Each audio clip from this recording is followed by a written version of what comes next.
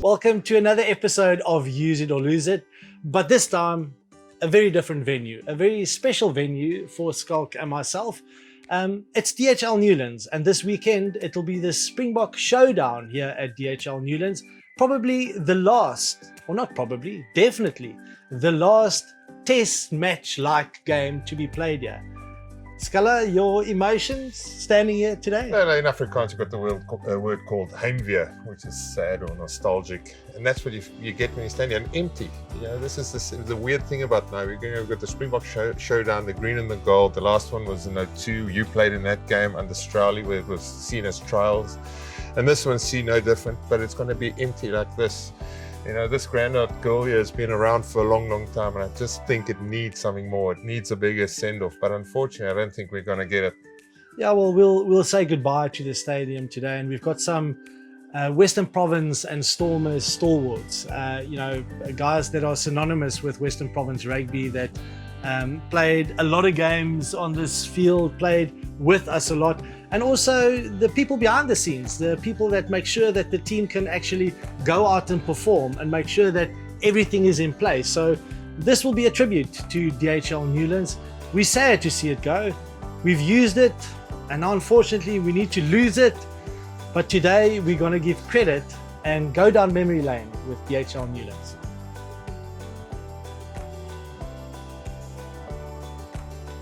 Our first guest today is Corné Krige. He hails from Zambia, but came to Cape Town at the age of 4.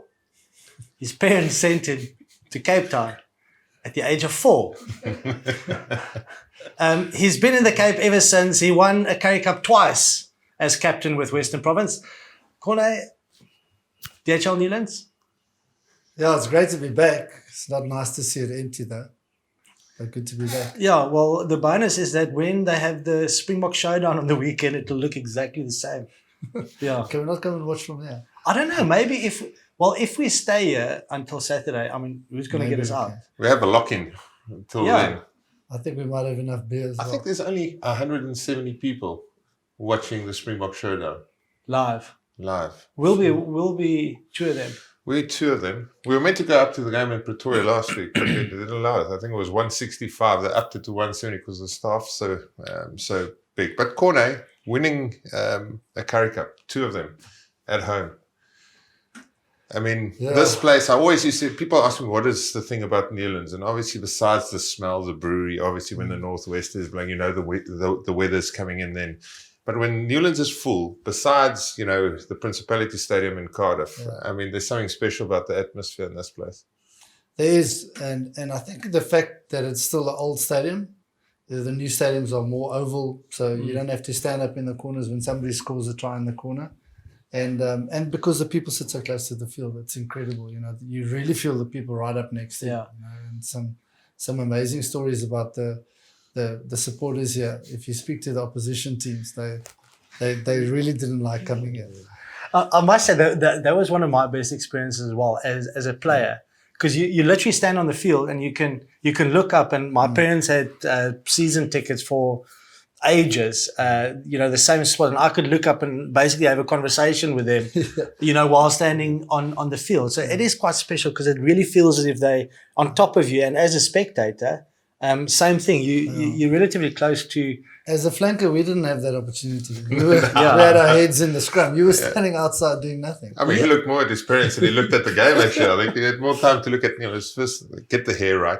Yeah, but I mean, where's my parents? They're sitting there. My knees are still all right. I do think that rugby is very unfair because obviously the forwards are the fat, ugly, stupid guys, and then you get the backline players. So that is unfair. But we're not going to talk about that. Remember the old shower? Okay, we are. Where's more now? the old shower where the showers where it was still in the middle of the changing room, like it split this. I mean, obviously, in our shower it was just a shower, obviously filled with beers and whatever we had, maybe a bottle of brandy, a pack of cigarettes for Flecky who came and chuffed them from us. But then it flipped to the other side and it was all like sterile. Everyone with ice packs on, big mirrors, just trying to get yourself ready. True professionals. My body's my temple type of vibe. I mean, it was completely different Forwards and backs are very different. Corne, your first game at Newlands, can you still remember when you played your first game? Not even as a professional, but as a school kid maybe? Yeah, we played here with the under 13 Craven Week was my first game. Yeah, we didn't play in the Craven Week. It was a game we played here before the Craven Week, and I think that's many years ago. Can you remember what year? I was in 1986 or 7. Yeah, I think. Yeah, somewhere around there. That's amazing. And I actually I brought my under 13 Craven Week jersey along, 1994. So my first game at DHL Newlands. Like 8 on it. Yeah, That's bar one. That's bar one after the game and a can of straight on there. can of cool drink. Anyway, your jersey got dirty. That's my first jersey. So that was actually my first experience of Newlands as well. My first game was also under 13, but I was playing for Boland at the time. And I would never forget how slippery it was. Like I was trying to get to someone or to a ruck or whatever. Yeah. And you're obviously cold foot, you're barefoot. And I basically back then, Newlands was still sloped like that almost. And deep. And I pretty much started skiing off Newlands, almost hit the tunnel. It was just aquaplaning on it. It was like one of those typical like wet, muddy, miserable days. Yeah. And then kind of, the transition from being a school kid representing Western Province, playing Craven Week, but surely you had big ambitions then to one day hopefully play for the senior side as well. But at school it was still amateur for you, right? Yeah. So how was that transition, getting a contract and then kind of fulfilling the dream of playing for Province? So I was in matric in 1993 and I'd already decided that I was going to play rugby. Yeah. But rugby wasn't professional yet. So luckily in 1996 it became a professional sport straight after the World Cup in 95. And in 1996, I got my first contract with Western Province, a full 10,000 Rand a month. I was a very rich student at the time. Yeah. That's a lot, 10 a month. Yeah. That's more than what I got when I got out of school. Flecky got 5. Look, it's unbelievable to think because I played with the amateur era guys. Yeah. So those guys, most of them that were well educated, they'd gone and got degrees and doctors and whatever. And this rugby was just a hobby, so they would go away on weekends. It'd be nice to get away from the family and they just partied big time. It was really great to be part of an amateur side, being paid something at least, but part of an amateur side where the guys just had a different outlook, where rugby is not your whole life. It's not your house, it's your car. Everything is dependent on rugby. So that's when it becomes really serious, So it was amazing to be with guys like Tommy Labscher and Louis Blom used to look after me. I was the smallest guy in the team. And Louis Blom used to look after me. If the guys from the Transvaal wanted to bully me a bit, he always sorted them out. I knew he had my back. Yeah. It's I can. And even before you played for Western Province, I can remember now obviously I was still in primary school, and I can remember coming to Newlands and it was a massive trip from Paul always to come watch rugby with. It's a big effort to make it on time because you used to play your sport, and then shower and eat in the car, and then you race. And what I wanted to do, I wanted to come watch the under-21s play because you guys had an unbelievable age group team and the VP Liga team. Yeah.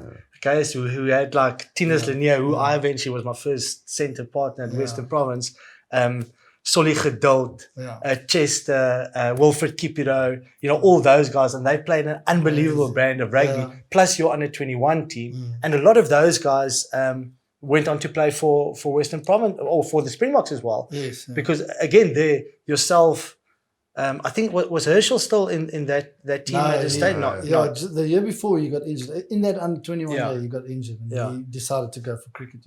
And Monty, Barney Foster, Hottie Low. We had a great team. Yeah.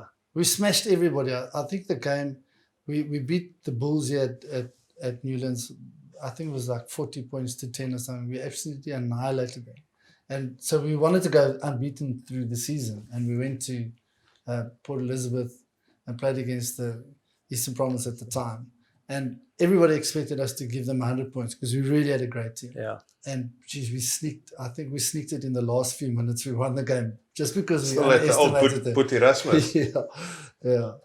But No, it's amazing, Corne, that because Western Province in the 80s, obviously we had that amazing streak of wins. But you go through, it goes in cycles, and it was almost as if in the mid 90s, Province was struggling again. But then once that under 21 team matured and came through into the senior setup, that's when the team started. Yeah, we won it a few years in a row. So in our first year, as a few of us started getting into the senior team, we won in 1997. Yeah, so 96 is when most of us were contracted. So 97 we won the Currie Cup. Then there was a bit of a 98 we lost in the final to the Bulls. Forward pass. 99 was Forward pass. Super Rugby. Conrad Yeah, and then 99 was the Super Rugby semi-final, and then 2000 and 2001 back-to-back wins. So we had a good streak. Yeah. Home and away against the Sharks. Yes, it was brilliant. Because John Smith was on the other side. Mark Andrews the 1 year, and Mark got injured in the second year, and when they came back to Newlands, it was John. John was on the other side, and it was just nice because Rudolph Straley was the Springbok coach, and he was involved with the Sharks. So it was quite nice to beat them back to back. It was very, very special. And the difference for you, could you feel it, the difference in playing a final? Because 2000 you played the final in Durban and won, and 2001 playing here at Newlands. Yeah, it's just different, isn't it? It's very different, and obviously the year before we were a lot more worried. At home you're always a little bit more confident, but we were a lot more worried about that game because in the pool games they annihilated us. They actually bullied us in the forwards. They just annihilated us. So we came up with the idea before the final and had a chat to Gert Small about it. Gert's quite conservative about these things. So we decided, no, what we'll do is we'll launch a bit of like a media campaign against them and just say how dirty they are. So we just make everybody aware that they are quite dirty. So the touch judges and the referee obviously is going to look. So we discussed it amongst each other, and the first interview is with Brayton Paulser, and they're asking him about the game. He says, the dirtiest player he's ever played against is Mark Andrews. Now Mark, he was hard, he was aggressive, but he wasn't dirty. Yeah. On a Thursday afternoon, I get a phone call from Mark Andrews. Like, hey, what's going on? Why is Brayton saying I'm the dirtiest player? I said, Mark, I don't know. I wasn't in the interview. Yeah. And obviously, this is where it all started. I knew when he phoned me, I knew we were going to win the game because then they couldn't play. They couldn't bully us. So we managed to beat them in the finals. It was a crazy game. The corner I'm thinking of, and not our favorite game, and we don't like to talk about it too much, but it kind of triggered a thought of a story you told previously about a test match now in 2002 against England. don't you want to share that press conference post game? Janus Laviskafny test match. Yeah. So Janus got sent off after 10 minutes. Yeah. And I mean, impossible to win a test match back in those days. With 14 men for 70 minutes. You got to give it to England at that time. They were the best. They were about a 6 months away from being world champions. They had a good team. They were building up to. They were a very good team. But anyway, Janus got sent off, and they just piled on the points. And when we were about 35-3 down, Matt Dawson could just, like most scrum halves, he just couldn't stop. Yeah. He just all the time. And I thought to myself, I need to get him off the field. I don't know how it's going to happen, but I'm going to look for an opportunity. Anyway, the opportunity presented itself, and he caught the ball. And Andre Pretorius grabbed him and turned him around to our side. So I had a bit of like a 5-meter run up. And I gave him a swinging arm. But I hit him on his nose, but poor Andre Pretorius was peeping around the corner here, and I knocked him out stone cold. So Andre was out. Matt Dawson was semi-concussed. He still stayed on, but he didn't. Yeah. He at least halved his chips. Yeah. But so obviously after the test match, there was a lot of foul play, which I was very guilty of, and I'm not proud of. But I think 16 or 17 years later, you can laugh about it. But so we went in, and our media liaison officer didn't go to their press conference, so he didn't know what had been said in the other press conference. So needless to say, we walk into this cauldron of a hostile, the English press, they got their ties on and they're like very serious. And there was like a small guy sitting in front of him. And it's now yourself and Rudolph Straley as Myself, coach. Rudolph Straley, and our missing in action media liaison officer. I don't know why he didn't go and just listen what they say so he can prepare us. But anyway. So the first question comes, it says, Mr. Straley, Clive Woodward says this is the most brutal test match he's ever been involved in, that your players are a bunch of thugs. And I can see now, to take a 53-3 loss isn't easier in any jersey, but in a Springbok jersey, it is in England. Yeah. With the Boer War history, you must say, that's hurts. Yeah. And so I could see this anger building up in him, and he leans forward and he goes, 2 of my players were concussed. Do you think we concuss our own players? And I promise you, when he said it, I was trying to slide. I was like lower and lower in my seat. Yeah. Oh, it wasn't my best day. I had many sleepless nights after that. Yeah. And I think I took 2 years off my career, really. I just...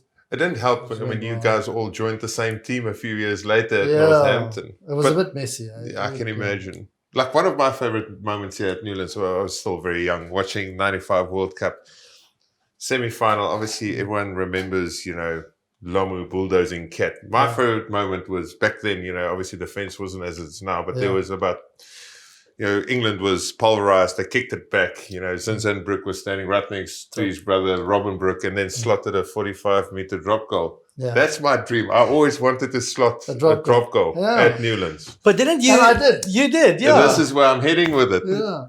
And the best thing was, it was prepped. Yeah. They prepped it the whole week. Take us through the week. Take us through the call, where it happened. It was against Griquas, I think, was it? Yeah. So it was an important game because I think we were already out of the semi-finals or something. But, it was our last game at Newlands and for that year. And it was my last game. And I really wanted to make it special. And I said to Nilesy in the week to Neil de Kock, I said to him, Niles, I've never actually put a drop goal over. So, but I want so like Frick du Preez said, I want to drop place and score. Yeah. Anyway, so he said, well, at least we must practice it. We can't just So I said, okay, cool. If we're well ahead, because Griquas had a decent team. Very decent, yeah. And if we're well ahead towards the end of the game, penalty, we kick it in the corner. This is what we'll do. We'll do a line out off the back. The front guys peel around, another peel around so that we're right in front of the poles. And close. Look for me, I'm in the pocket. So everything according to plan. Usually you plan these things, they never happen, like throw at the back and then they throw over. Everything worked perfectly. You get one chance in a game. Yeah, so everything worked perfectly. To the fly, somebody inside, players around, and I'm in the pocket and I scream, Nazi! He just looks at me and he throws it to me and I drop it over. But as I kick the drop goal over, right, I won't use the language, this one of the Greek word guys, because it's a bit of an insult, to be honest. Yeah. Like, a flanker drop goal, you're just like rubbing salt into the. He goes, oh, net die heilig.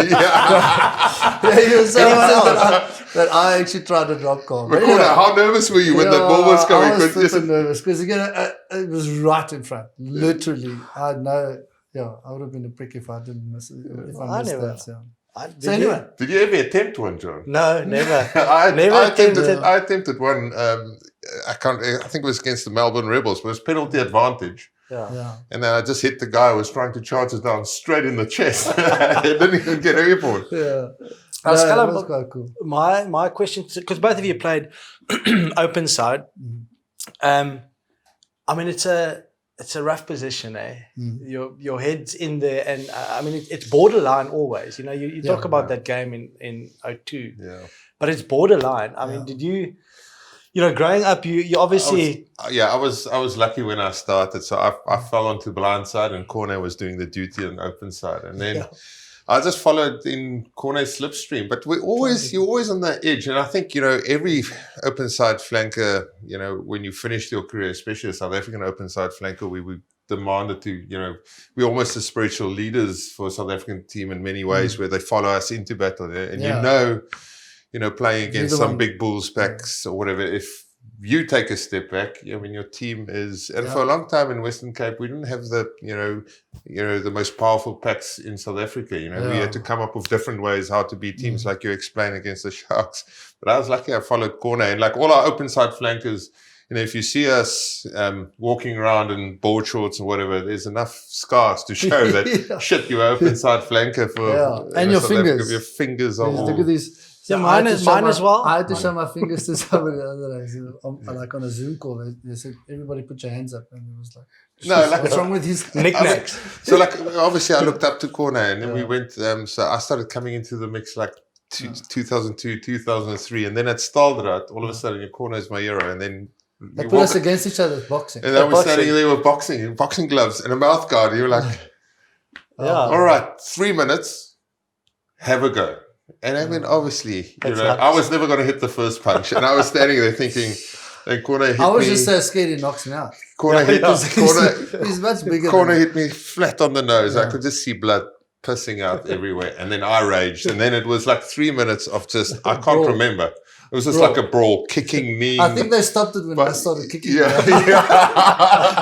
wasn't about. It was like a proper, like a cage fight, I mean, that was the thing about us, John, I always say to people, I actually got paid to cheat, because my job was to be on that borderline, like hold on to the ball. If I can hold it for a split second, you know how it works.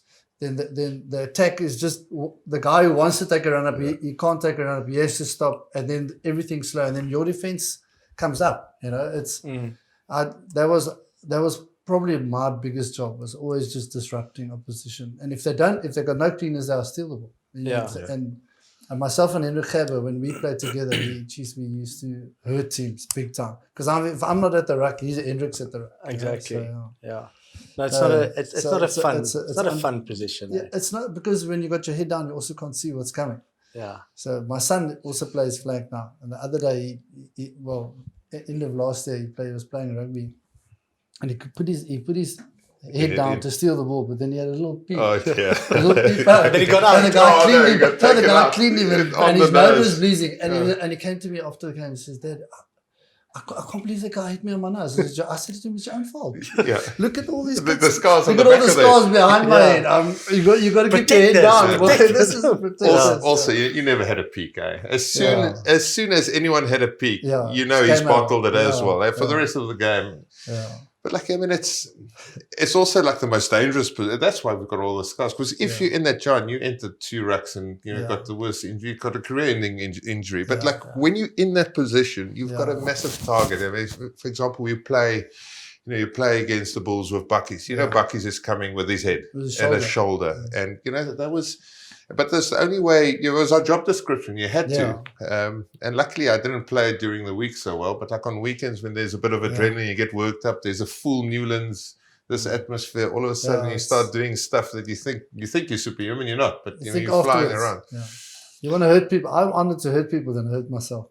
Yeah. Well, I'll tackle him into the hospital, and I'm the one that lands up being. Yeah, look, I suppose that's why I just stayed out the racks, eh? Yeah, just stay out. That's what the backs do. And don't talk about the backs. But what I'm going to do next, I'm actually going to invite our next guest to come in and to join Corne as well, because even though we can talk about what goes on the field and about rugby itself, there's a massive team that helps us off the field to get into a position to be able to play the game and to hopefully be successful. And they play an integral part of Western Province rugby. And one guy that has done that for the last 23 years is a guy by the name of Brian Peterson.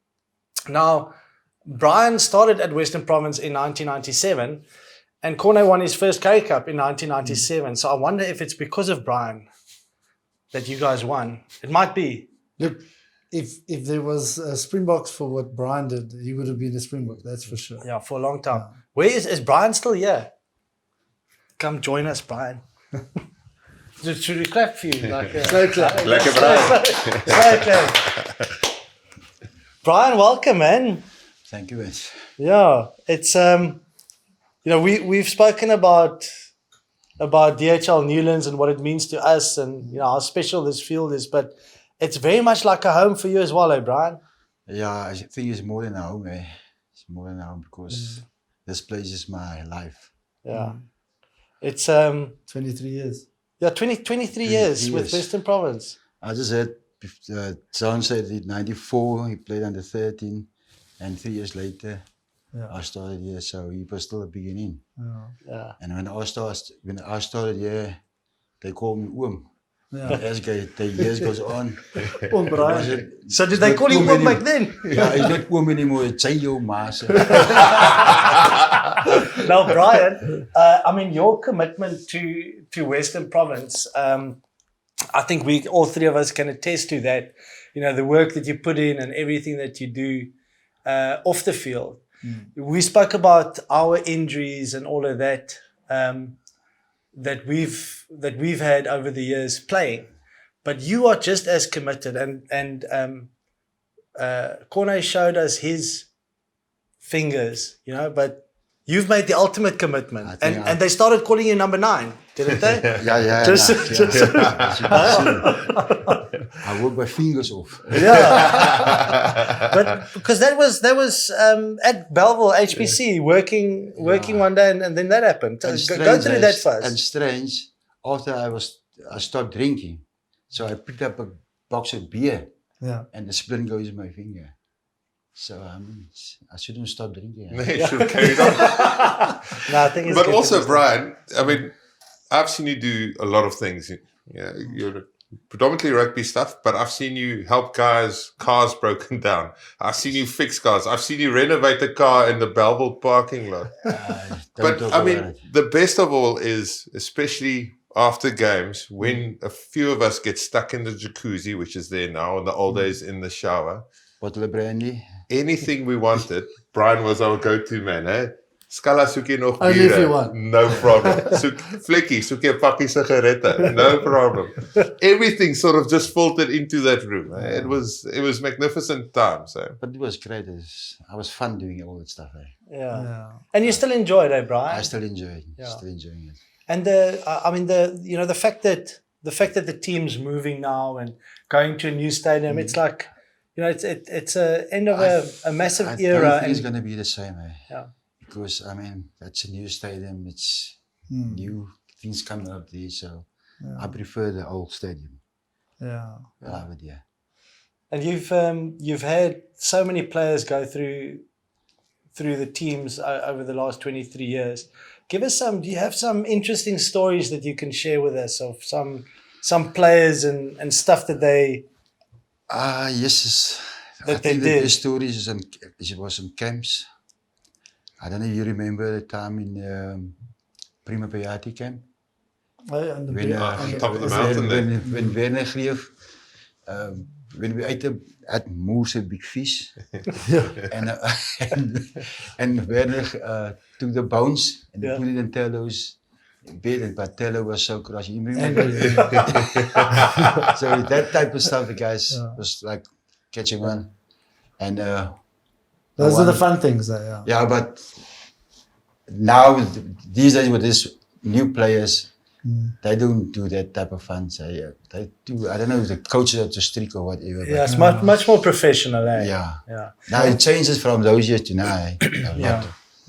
And I suppose even from our point of view, kind of you guys came from the amateur and then into professional. And even us growing up, it was amateur, and even though more professional, we went straight into a professional era, but it was very different. So we kept a bit of that amateur era type, which you must do, which is such a big part. There's a part of the fun element lies in the fact that it shouldn't be your whole life. It shouldn't be all in. It should be there should be fun. There should be like stuff that you do on tours that you cause trouble with the guys, and those are the memories. For me, the nice thing that we got right is we were able to split the two, so obviously your personal development and experiences, we had that because, I mean, we were like obviously on that cusp of becoming full professional, but then we still had the fulfillment of being paid to play rugby. Yeah. And I think, we were never prepped when we left school to play professional rugby. I mean, I never, the first time I got into a gym is when I arrived at an under-21 camp. these kids now, it's almost like they turn professional when they're 14, and that's their. But then what I feel is lacking is their personal development, or maybe it's us, the Stormers or Western Province, and this is why it's sad to see a place like this go. Is the culture, the tradition, being in a place where your dad's played. Corne, you've played many games there. Brian, you've worked here for 23 years. John, you've been here. I think break in the era now. Kids have to experience that, because now it's obviously we're moving to a new stadium, and you've got to build your new memories, and that's what makes this place for me so special. Is you coming here, and although it's empty, you still remember, and the smells. I remember the old Scalla seats were in front of the grandstand. And then, the things, the first thing I was like, first is, the wet grass smell, rugby smell. And then is, deep eats type of smell, that smell. And then the next thing is the sound, the sound of grown men tackling each other. So different to us at 12 or 13. But the kids are different. Special. Yeah, and it's, I suppose that's what comes with a professional era. It does change, and it will change. It becomes too serious. And now with DHL Newlands saying goodbye and moving to a new stadium, with that, I think a lot of the old kind of not the history, but the traditions. And the smaller things that you do. The moments that we've had down there in the change room, and the stuff that you got up to, and all of that. It's it's lost, and it only. One day when we're not here anymore, the memories are gone as well. So I suppose that's a difficult thing about change. Corne, I do know that you are in a bit of a rush. We're going to keep Brian here for just a while still. I want to say one story about Newlands. Please do. Because Brian said they call him your master, but at Newlands, also in the days when, like you said, Schalk, when they were seating in front and standing behind it. Right next to the tunnel. Right next to the tunnel, but also behind where the reserve sits, And Stefan says to me, him and Ollie were sitting next to each other on the bench. And so he says, as the whistle blows, this one guy starts shouting, Ollie LaRue. And Ollie, you just don't turn around. You look forward. Anyway, 10 minutes, 15 minutes, it gets a bit quiet. I think, okay, he's done. Then 2 minutes later, he starts going, Stefan de Blanche. And he just keeps calling. He doesn't stop. And he's screaming. So in the end, like, Stefan's like, what? Just before halftime, he can't handle it anymore. He turns around. He says, what's it? He says to him, say for Ollie LaRue, ex-SA master. And the other one was Dan van Zyl, he played with the Bulls here. So he was the number 9, the reserve number 9, and I think Joost was playing. But at that specific day, Province gave the Bulls a hiding, and then also the guys said to him, like, "Hey, say Dan van Zyl," and he turned around and said, "What's it?" I said, as die man is so kak is, hoe kak is jy? Jy op die bench. You're not even getting a chance. Jy word eers opgestuur. Yeah, but I think that's a stadium is just a stadium. Yeah, and if you look at the supporters that came to Newlands, that's what made Newlands. The loyalty that we've received as players here is unrivaled anywhere around the world. In Super Rugby history, it's the most attended stadium. We had the best attendance records throughout, even when in the dark days, So that's what makes this place really special. And you know what? If we can get all those supporters from here to there, to Cape Town Stadium, I have no doubt we'll have a very similar atmosphere. But also, I think, like you said, you've got to start building those stories again. Yeah. And the traditions, they're building new traditions and new stories. Cape Town Stadium won't be DHL Newlands, but it'll have its own specialness. And as you say, if you can get the people to go there as well, it's the people that'll make it, and hopefully the Newlands faithful will follow, and I'll just go to a different maybe a few trophies could help as well. Hey? It was always nice. This place has seen a lot of trophies, not in our era. Oh, we've never helped with it. Corne was the last one to win it, I think. Yeah. No. Actually, there's one after me. Yeah. There's one after. 2012 and 2014. Alistair. Yeah, whenever we didn't play. When we play, we But do you won like a World Cup. You don't need to win a Currie Cup. Yeah, well, I got It would injured have for been that quite one as well. nice. But that's besides the point. Corne, thank you so much Awesome, for guys. joining us No, today. It's okay. it really is. You know, you were my first captain at Western Province and at the box. You know, and now we can still sit here and talk about Awesome. the good old days. And Thanks I think for inviting me. I that's what appreciate makes it. rugby so special. So Cool, thank man. you. Thanks, man. Brian, we're going to keep you here for a while still. I think actually come a bit closer because now, see, that's what we do on the show. You know, in and out, boom, guest in, guest out. So Brian, we've said goodbye to Corne now, but you've had the honour, I suppose, of working with a lot of guys playing for Western Province and the Stormers, and a lot of South African rugby players. But you've met a lot of international rugby players as well. Is there one or two guys that stand out? Yes, it's my best friend, may soul rest in peace, Jerry Collins.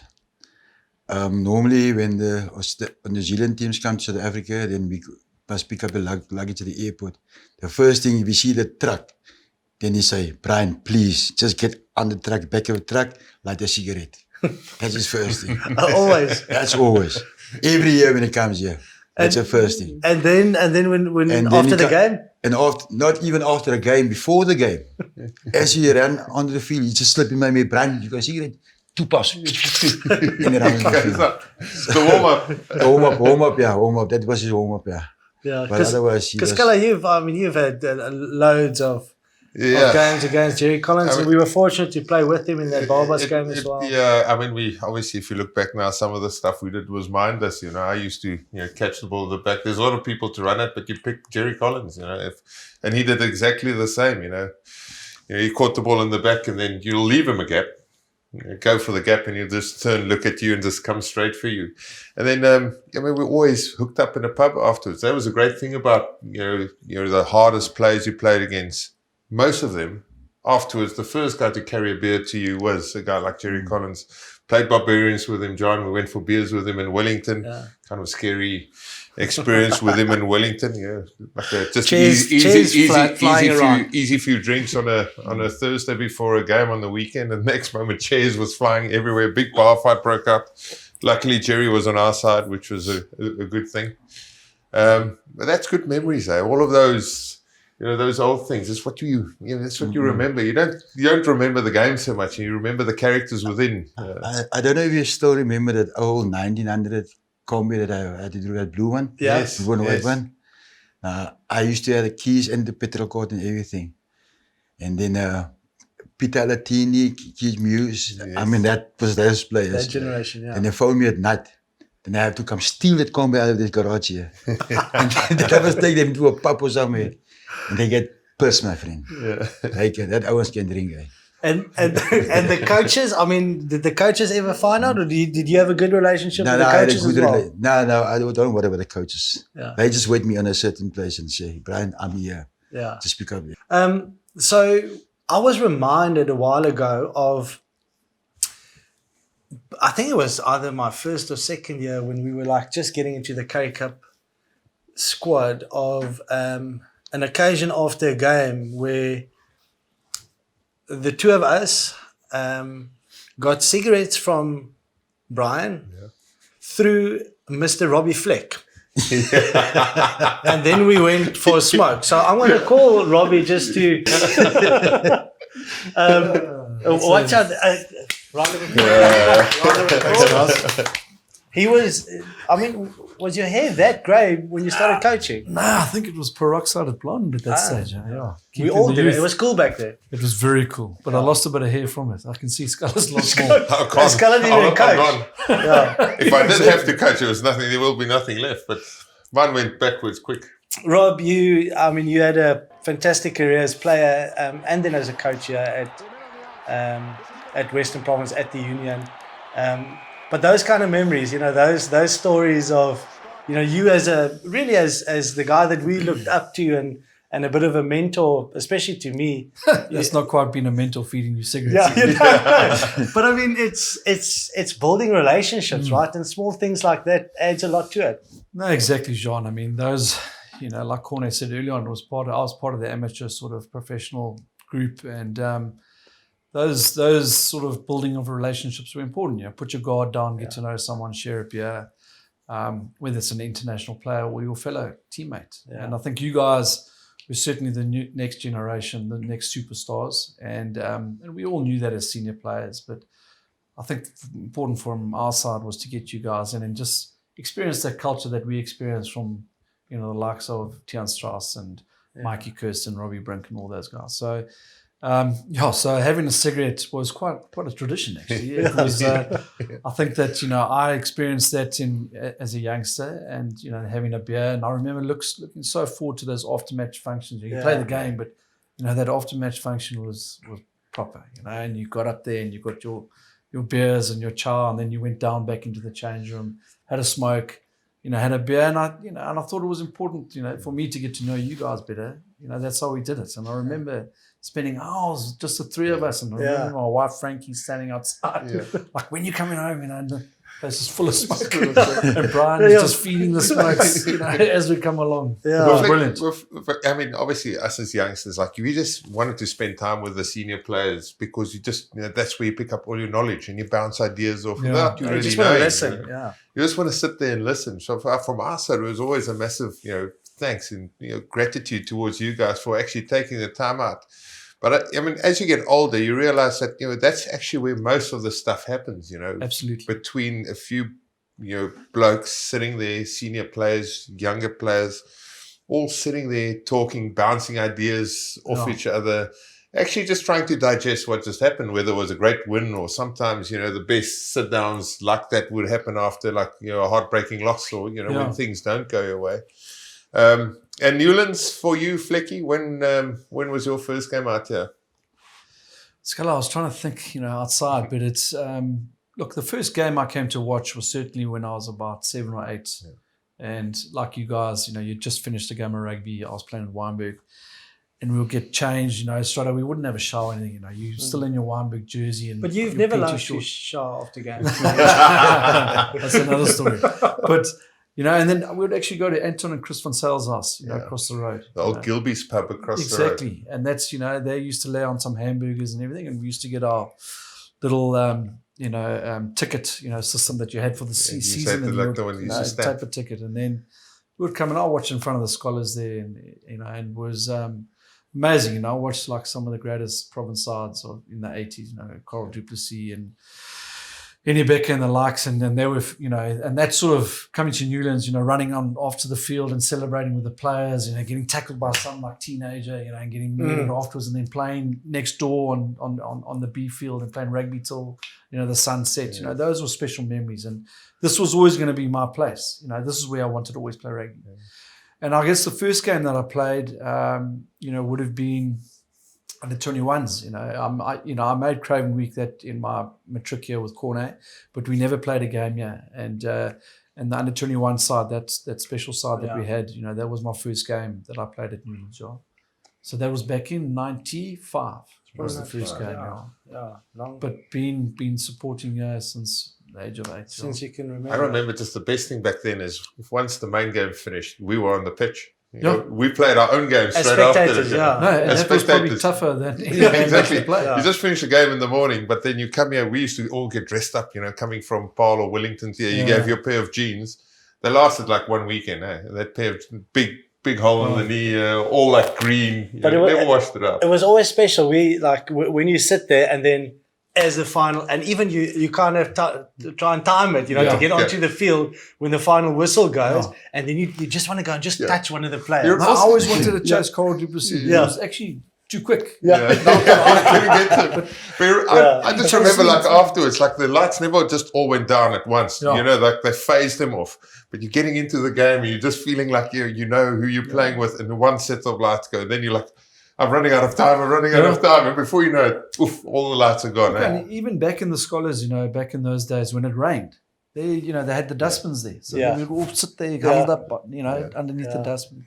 I mean, those are special memories for players like us who were born and bred in Cape Town, who could eventually play for, you know, Western Province and the Stormers. You remember that. I mean, that's history and tradition. And look, and I don't think the new stadium will ever have that. It won't. But and that's what made special. I mean, those seats for me was just the most ridiculous seats. I used to walk out the tunnel, right, and just sit right next to the field there. Yeah. Like, I mean, basically, even you're 5 meters from the action. From the And you hear the action, sound Best and the seats in the smell. house.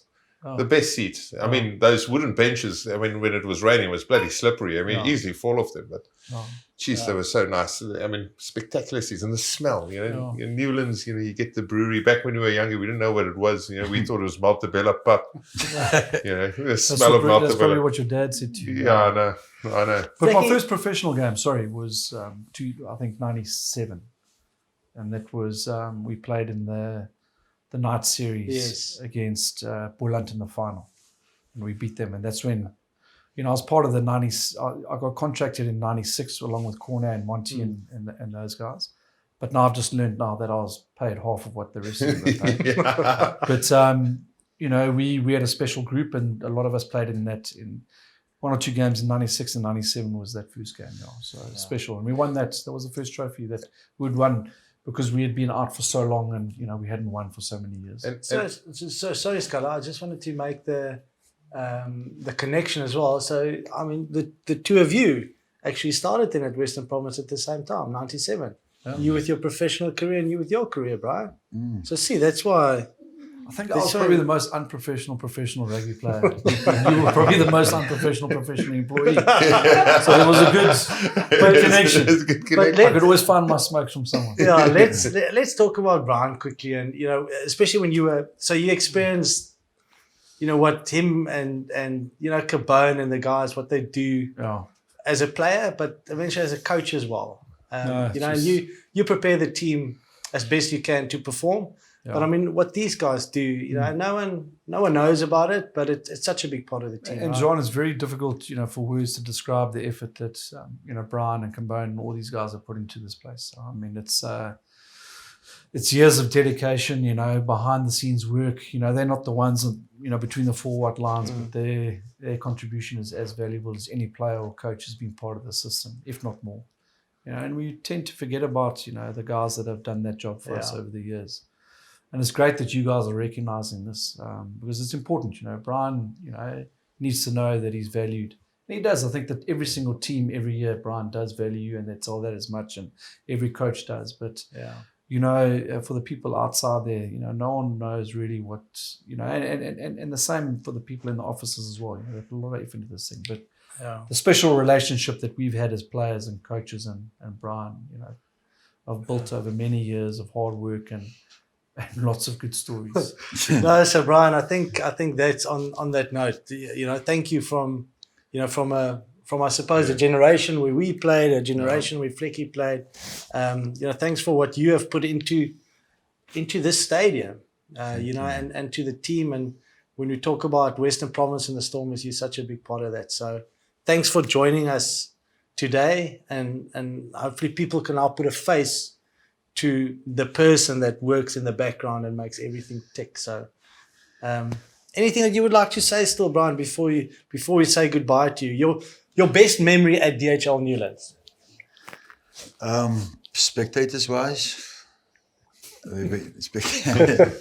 like after games, then you must see at the door all the girls standing there. Yeah, you like the girls. They want, but obviously they want to work through me to the players. Yeah. Then they ask me, is there something special with me? And I just run in, take any underpants just laying there and say, this is Bobby's. The girls, it had to be Bobby. Yeah, this is now Bobby's underpants. Was Are it you a sure G-string? it's here? G-string that Bob had. No. I don't know who underpants what it was, but any underpants laying there. Yeah. Then the girls fight over that I noticed my underpants. underpants were never missing. So that is, and then you had, was there 3 guys that chirpers. Yeah. And I don't know if you people know, but Rob actually give that guys every year a jersey, if it's Stormers or Western Province, just to chirp. That was their job. They gave me like season tickets just to chirp people. Yeah. And they were like gatkrappe. Yeah. So But they're amazing guys. But I think every rugby player who's visited there and sat on that bench or played, they've heard them and they've got a story to tell about them. Every single try and to be a they head know coach and more positive. every, Yeah, you got all no the chance, players. They know all of them by name. Yeah. Brian, but thank you, pal. It's a great pleasure, I man. mean, Thanks, Brian. Also, the guy who can get in peak traffic from Newlands to the Vineyard Hotel Yeah, in 1 minute flat. 100%. Move a little bit closer. Okay. As we say goodbye to Brian.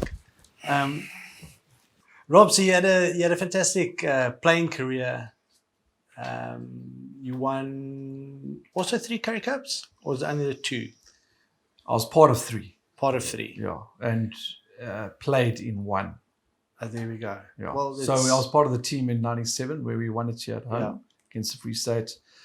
Won it with the team in 2000, was it? In Durban. Durban. And then I got injured I the won. year of 2001 when we won it at home. Yeah. And then obviously a coaching career as well. Do you have a particular game that stands out from a coaching or playing point of view here at DHL Newlands? Jeez, Sean. Look, obviously as a player, playing for the Boks actually against Australia. It was in '99 pre-World Cup. I was trying to make the team. We had a pretty tough Tri-Nations, and we were playing against the Oz, who were the form team going into the World Cup, and managed to play well at that game and cement myself in that box side to go to the World Cup, but also scored a try in the corner, far side corner, to win the game. And that was a big game, for me as a person. But then playing for the Springboks in my hometown at Newlands in front of my family, that was obviously very special. And then as a coach, I think winning the Currie Cup at Newlands with Alistair Christie as the head coach.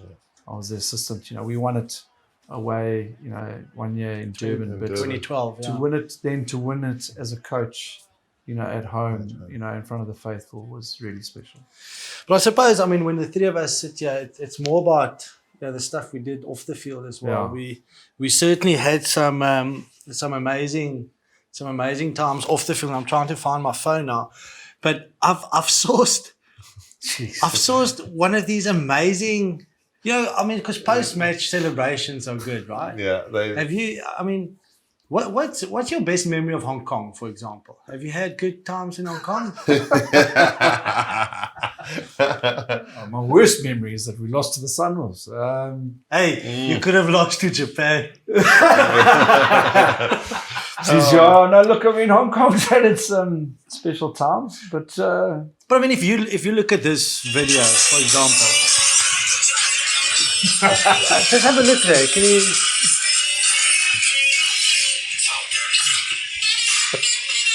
Is that you having? who's that? You're having a good time there. What's important is that good time.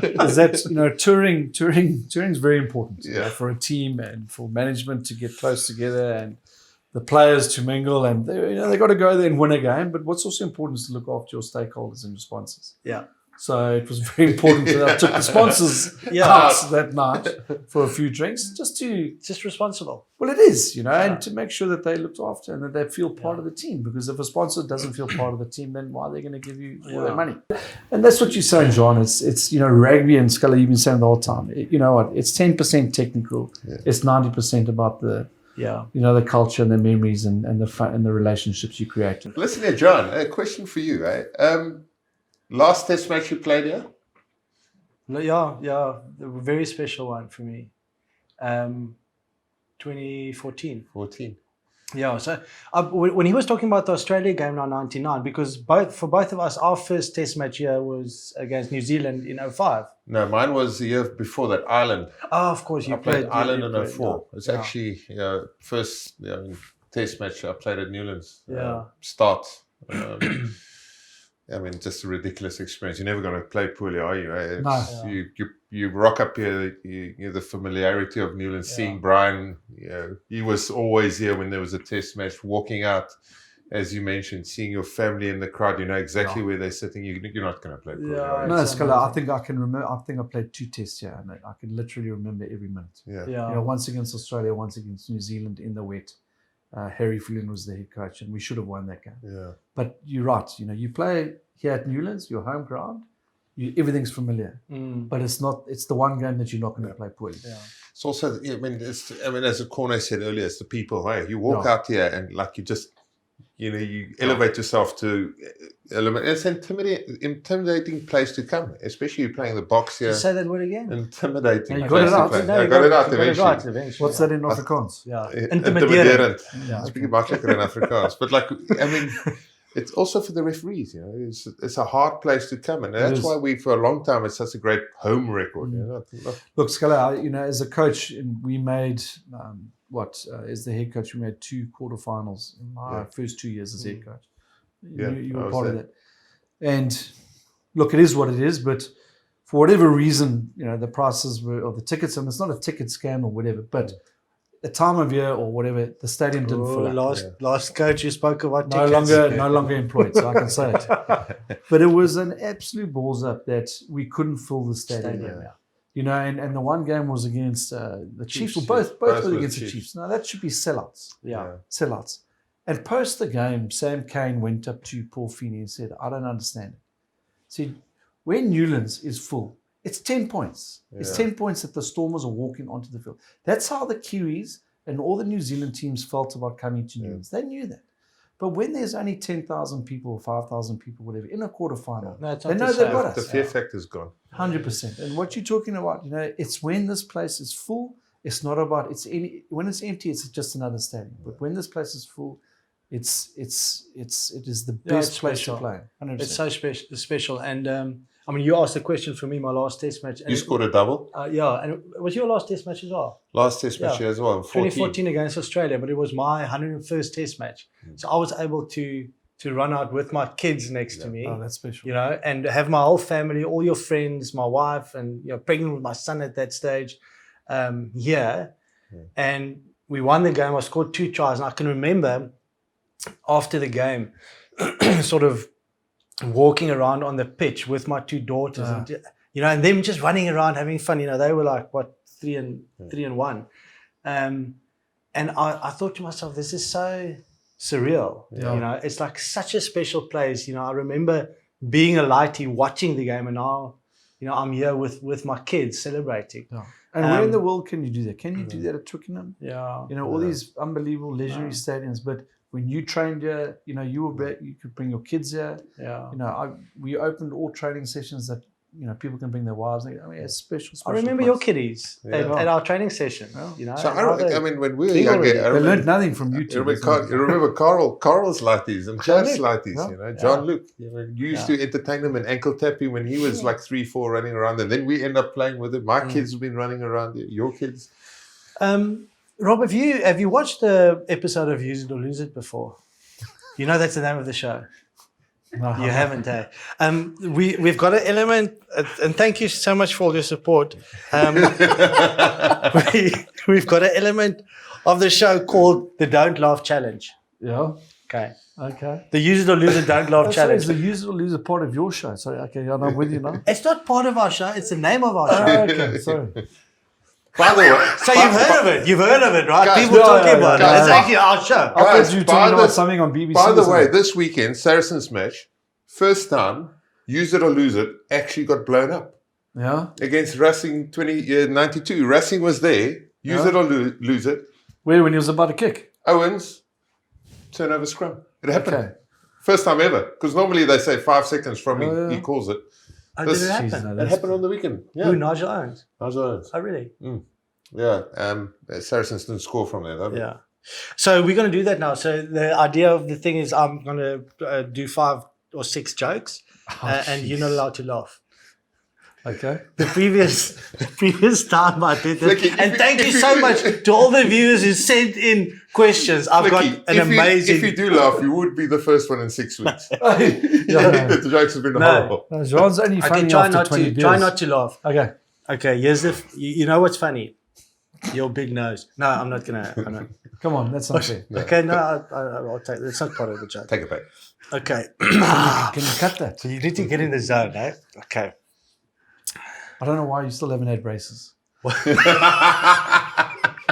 That's funny. What do bees do if they need a ride? They wait at a buzz stop. Not okay. Who sent these in? No. It's good. You got someone in the crowd at the back. It's good. You have to concentrate. Yeah. Okay. But you have to I reckon- see it as well. I I reckon- thought you were I going to reckon bring it's- up bad stories about me. And then What do you give to a sick lemon? Lemonade. Lemonade. I reckon that's your best one in at least 6 episodes. I think I've got unbelievable jokes today. Why do fish live in salt water? Because pepper makes them sneeze. Can't live in pepper. It's a struggle again today. We finally got- do these come from the marketing department of DHL? No, all are very All loyal. 25 of our viewers send it in. They send it in. That makes me laugh. Oh, why didn't the astronaut come home to his wife? He needed his space.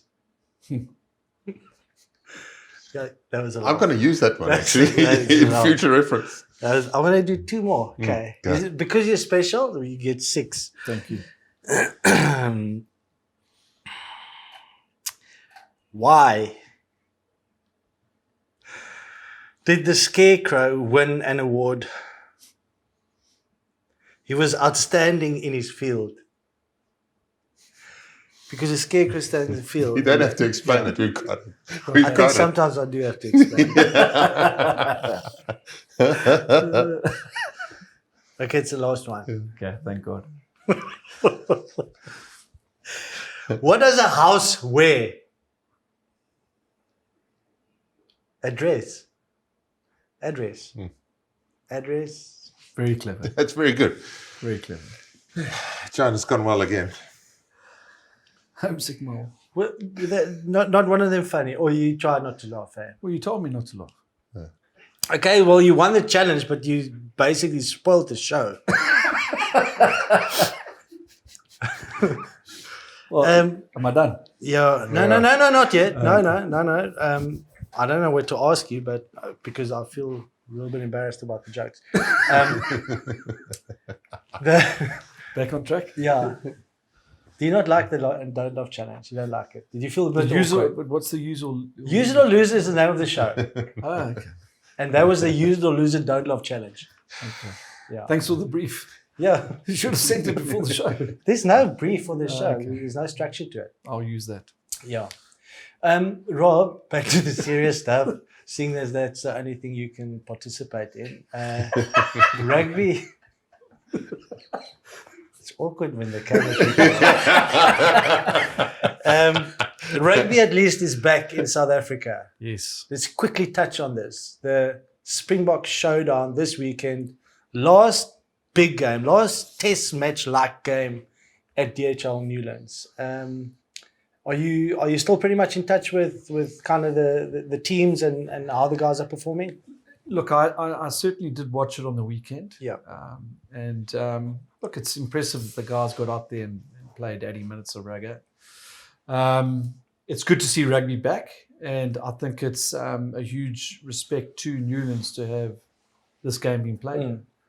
I would like to see it as hard as that North-South derby was in New Zealand, and I hope it is the case. I hope the players really give the respect that's due to the stadium as a final send-off, with those international class players playing. So, look, I'm looking forward to it. I mean, I think that it's good to have the game back around. And to be honest, I've probably been watching a little bit of overseas stuff here and there, but most of the time we've been spending some time with my family. But I am looking forward to this game, And again, it's out of the respect for the stadium that I will watch it, and I just hope the players give it the respect that it deserves by giving it a good effort. Yeah, I think it'll be pretty special, and it's just so sad that we won't have a crowd. You won't have a full Newlands. To experience what makes Newlands so special. Yeah. Fortunately for the two of us, we will be here. We'll be able to watch. I mean, imagine there was 50,000 people here. I mean, Yeah. I remember one year we played a warm-up game and it was labelled the 5 Rand game. I don't know, you might have been playing that too. It was a 5 Rand game. at Newlands. We played the Bulls. Had to postpone the kickoff by 40 minutes because 50,000 people pitched up. Oh, amazing. I mean, that was just ridiculous. You guys obviously were at the start of, the big crowds coming in here in the 90s with, the Men in Black, Super Rugby Mania. You still live by that? He's got it. He's Yeah. got it on. That's cool. Here comes I the think it's sun. cool. It's to make me look slim on camera. Yeah, it's not working. Listen here, guys. That's probably- Sorry, I need to go for a slash quickly. Yeah, no. It's amazing. No, I'm back now. You know what? I'm This back is, now. Okay. It's actually not a bad show you guys have got here. Yeah, that's and that's What's it called again? That's the end of our show. Use it or lose it. Follow us on all the social media platforms. We had legends: Corne Krige, Robbie Fleck, Brian Peterson, the guy behind the team. See you next time.